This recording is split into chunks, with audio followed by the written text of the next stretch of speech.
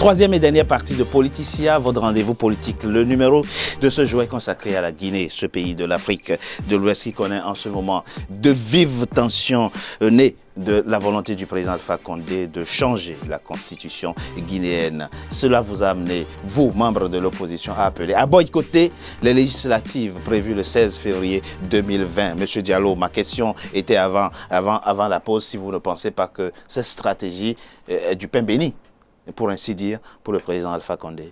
Alors l'opposition guinéenne a été claire. Elle ne pratique pas une politique de boycott, elle pratiquera une politique d'empêchement. Parce que c'est un refus pour l'opposition. Empêchement de quoi? C'est-à-dire empêcher par tous les moyens légaux qu'il y ait des législatives comme prévu le 16 décembre. Il n'y a pas de moyen légal d'empêcher une élection. Les moyens légaux consistent à appliquer ceux-là qui sont mis en disposition par la Constitution, c'est-à-dire les protestations populaires pacifiques, ce que fait l'opposition. D'accord. C'est des marches pacifiques. Donc, d'accord. Et M. Alpha Condé s'était bien préparé parce qu'il a dit dans son discours que partout dans les pays, je le cite, où il y a eu des changements de constitution, il y a eu des morts, mais il y a eu des changements. On ne peut pas être plus clair. Et c'est un chef d'État qui le dit. Oui. Ça, c'est quand même grave. Et c'est voir s'apitoyer sur des Guinéens tués, vaut mieux ne pas les tuer que de s'apitoyer. Monsieur Diallo, pour être plus précis et plus concret, le 16 février, vous allez organiser des manifestations. Le 13 janvier, déjà, à partir du 13 janvier, des manifestations discontinues jusqu'à ce que M. Alpha Condé renonce à la nouvelle constitution et qu'il soit clair avec son peuple sur ses intentions pour un troisième mandat. S'il ne le fait pas, qu'est-ce qui va se passer le 16 février? Les manifestations, les élections n'auront pas lieu le 16 février. L'opposition l'a dit. La société civile l'a dit. Ça veut dire quoi concrètement? Je vous ai dit, on s'est dit, dans cette nuit, on va être concret. Voilà, ça veut dire quoi, les élections n'auront pas lieu le 16 février? On n'est pas de votants en guerre. D'accord. La Constitution autorise les citoyens de s'opposer légalement à tout pouvoir, celui de M. Alpha Condé ou d'un autre, qui voudrait violer ses droits. Et c'est ce que M. Alpha Condé et son parti, parce qu'il est toujours chef de son parti. Et ça viole un autre article de la Constitution, le 27, qui dit qu'il n'a pas le droit... Je retiens que vous n'appelez pas à l'insurrection. Ah non, pas du tout. Je retiens que vous n'appelez pas à la violence. Les Guinéens sont un peuple pacifique, mais déterminé. Et on l'a montré dans l'histoire, en 2008, en 1958. Nous levons haut la tête pour dire que la Guinée est un exemple. Absolument. Et nous resterons un exemple. Et je l'ai rappelé tout à l'heure en ce qui concerne la configuration de l'Assemblée nationale actuelle en Guinée. Je l'ai rappelé, la Guinée fait partie des pays où il y a une forte représentativité de l'opposition. C'est très important ça, de le rappeler. Le principal parti d'opposition, votre parti, l'UFDG, a 37 députés à l'Assemblée nationale. Ça veut dire qu'on a un potentiel, on a des bases positives sur lesquelles on peut effectivement construire. Et ce serait très facile de continuer dans cette voie. Absolument. Mohamed Fadiga, vous êtes membre du FNDC, le Front National pour la Défense de la Constitution. Le président Alpha Condé l'a dit, il est droit dans ses bottes, il veut, il fonce, il va effectivement changer la Constitution. Vous allez faire quoi? Vous avez lancé un ultimatum qui a pris fin là, et qu'est-ce qui va se passer maintenant? D'abord, je voudrais consolider ce qui a été dit par M. Diallo. Et c'est une erreur de croire que l'on peut organiser une élection aujourd'hui en Guinée sans la participation des partis majoritaires, c'est-à-dire l'UFDG, l'UFR, le PDN et Bloc libéral.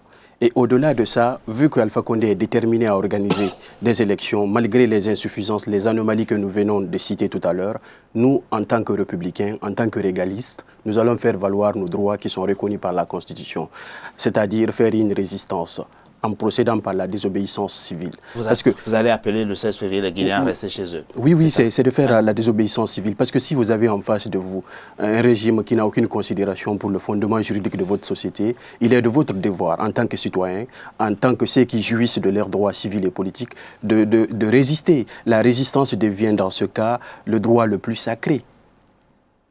et nous allons faire valoir ce droit. Parce que nous ne pouvons pas aller aux élections sachant que les conditions ne sont pas réunies. Nous ne pouvons pas aller aux élections dont nous savons pertinemment que la finalité, c'est de permettre à Alpha Condé... Pour sortir des phraséologies, oui. Concrètement, le ministère de l'Intérieur va veiller à la régularité des opérations de vote. C'est-à-dire tout Guinéen qui empêchera un autre Guinéen d'aller voter aura affaire aux forces de l'ordre. C'est bien ça. Donc concrètement, le 16 février, vous allez demander quoi aux Guinéens? Ne pas sortir pour aller voter ou bien aller empêcher ceux qui ont envie de voter, parce que j'imagine qu'il y a d'autres Guinéens qui ont envie d'aller voter. Oui, je sais que nous n'incarnons pas la violence. C'est ce que j'ai dit tout à l'heure. Nous allons faire en sorte que le droit à la résistance soit respecté parce que nous avons en face de nous un régime tyran qui n'a aucune considération pour les droits fondamentaux de ses citoyens. La preuve est qu'il compte organiser une élection alors que la Constitution ne le permet pas. Qu'est-ce que la Constitution dit? Je veux vraiment que vous reteniez ce point-là. La Constitution dit qu'on organise les élections législatives après les élections présidentielles, 6 mois après.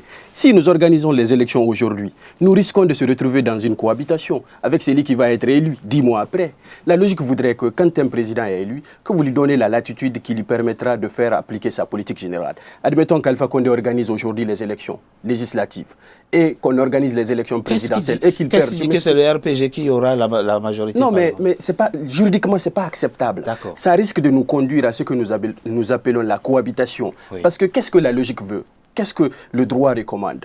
Quand le président de la République est élu, 6 mois après son élection, qu'il organise les élections législatives pour lui permettre d'avoir la majorité qu'il faut, pour lui permettre d'éviter la cohabitation, pour lui permettre d'avoir les moyens nécessaires qu'il faut pour appliquer sa politique. Admettons qu'on organise les élections législatives aujourd'hui. Je m'explique. Donnez-moi un temps, je vais juste Mais sauf qu'il y a un précédent. Oui. L'actuelle Assemblée nationale a pris fonction en décembre. Oui. Décembre 2014. Oui. Le président a été réélu en 2015. Oui. Donc l'Assemblée était installée un an avant, un peu moins d'1 an avant. On est dans la même configuration. Pourquoi ce qui a été possible hier ne pourrait pas l'être aujourd'hui? Parce que ce n'est pas un bon exemple. Ah, c'est pas un bon exemple. Ce n'est pas parce qu'on a pu trouver des solutions formelles et que l'on va se contenter de celles-là. Non, c'est que la Constitution dit.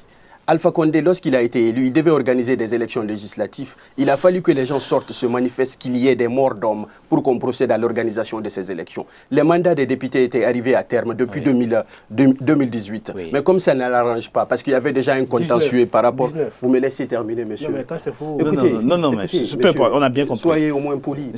On y va, c'est bon. Oui. S'il vous plaît. Donc, parce qu'il y avait déjà un problème lié aux organisations des élections communales. Oui. Ce problème n'était pas réglé. Il sait pertinemment qu'il y avait ce contentieux-là, qui était patent devant les institutions judiciaires chargées de régler ce problème. C'est pourquoi il a décidé unilatéralement de proroger le mandat des députés. Et donc, mais attends, en 2010, Alpha Condé faisait partie de ceux qui disaient qu'on accorde la priorité aux élections présidentielles. Pourquoi ne pas appliquer le même principe? Qu'il se patiente, celui qui va être élu en 2010, s'il n'a pas un agenda caché, ce dernier organisera les élections et il se retrouvera avec une cohabitation, avec une majorité qui ne lui est pas hostile. Mais parce qu'aujourd'hui, si nous organisons les élections, on risque d'avoir un président qui aura en face de lui une assemblée qui lui est hostile. Cela entraînera l'anomalie institutionnelle, le dysfonctionnement institutionnel. C'est ce que l'on veut que les gens comprennent. Et en plus, au-delà de ça, l'agenda caché... Mais Mohamed Fadiga, moi je suis votre raisonnement. Rien ne dit que des législatives organisées après une présidentielle offrent absolument une majorité au président nouvellement élu. On peut aussi se retrouver dans un contexte de cohabitation, même si les législatives interviennent après la présidentielle. Pourquoi présager qu'est-ce qui vous laisse présager des résultats des élections législatives? C'est pas pour rien que les constituants ont dit que 6 mois après les élections présidentielles. Oui, mais indépendamment de la question de la cohabitation ou non, 6 mois après la présidentielle, des législatives, les Guinéens peuvent très bien ne pas donner une majorité au président nouvellement élu. Vous parlez d'un cas exceptionnel. La logique voudrait que quand vous donnez la tête à quelqu'un, que vous lui donnez les moyens qu'il faut pour faire appliquer sa politique. Quand un président est élu, il faut lui donner les moyens qu'il faut pour pouvoir mener sa politique.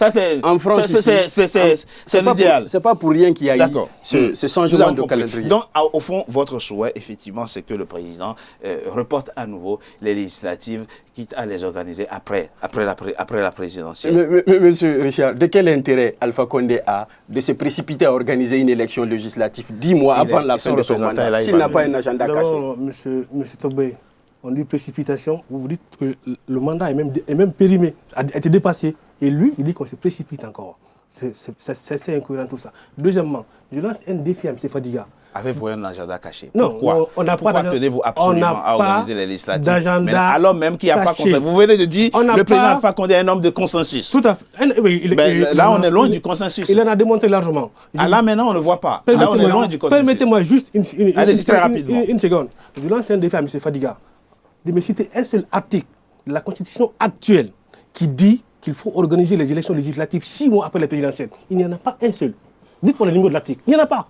C'est faux, c'est archi faux de le dire. Peut-être le code électoral. Non, c'est archi faux, c'est du grand n'importe quoi. Maintenant, M. Richard, depuis 2019, le mandat de l'Assemblée est arrivé à terme. Il a fallu... Décembre 2019. Il a fallu que le président consulte le président de la Cour constitutionnelle et puis derrière qui proroge. Donc il est temps de mettre fin à ça. C'est une anomalie qu'il faut corriger. Et nous sommes dans cette démarche-là. Donc, voir maintenant des juristes qui nous disent qu'il faut attendre parce que... Est-ce que le président, qu'est-ce qu'on peut espérer comme concession, comme pas politique, comme acte politique de la part du président Alpha Condé, maintenant que la situation est tendue, que l'opposition lui promet des marches quotidiennes à partir du 13 janvier? Qu'est-ce qu'on peut espérer comme geste d'apaisement de sa part? Nous parlons d'un homme d'une grande sagesse qui a une longue histoire, un grand héritage politique, un long parcours politique, qui connaît que ce qui compte, c'est l'intérêt général. Qui sait que ce qui compte, c'est l'intérêt général. Qu'est-ce qu'on peut attendre de lui, là, maintenant? Alors, de quoi êtes-vous encore capable? Nous, de ce que nous sommes capables, c'est respecter le jeu de la démocratie. Parce qu'en fait, M. Richard, si vous voulez bien comprendre la situation en Guinée, c'est qu'attend l'opposition.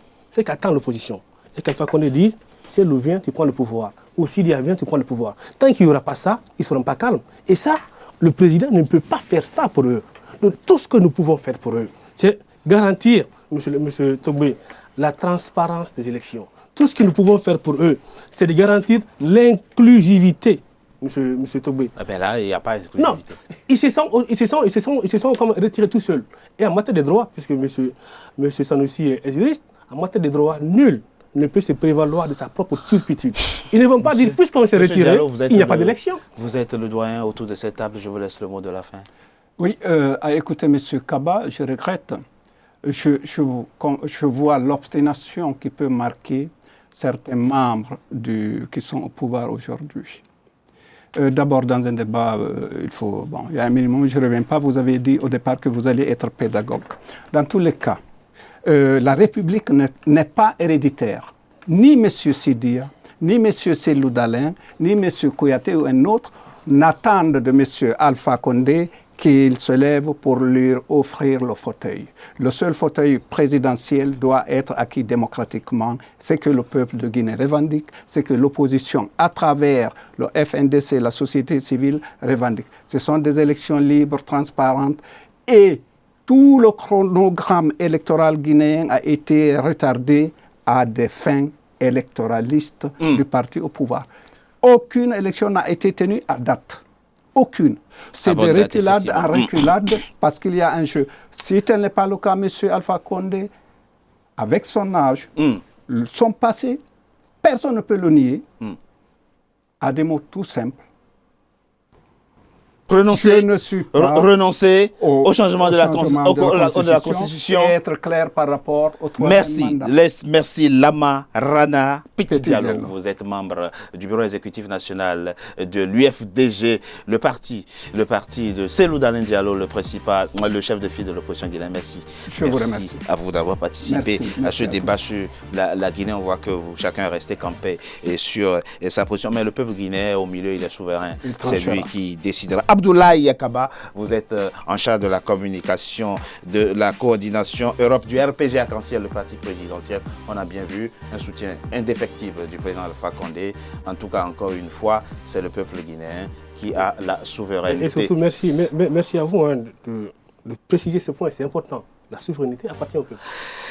Abdoulaye, non, c'est pas Abdoulaye, Mohamed Sanoussi Fadiga, vous êtes membre de la société civile, on l'a bien compris, vous êtes contre tout changement de constitution en Guinée, et vice vice-coordinateur du Front National pour la défense de la Constitution. Merci à vous également d'avoir participé à cette émission sur la Guinée. C'est la fin, mesdames et messieurs, de Politicia, votre rendez-vous politique, que je vous remercie comme toujours d'avoir été nombreux à suivre.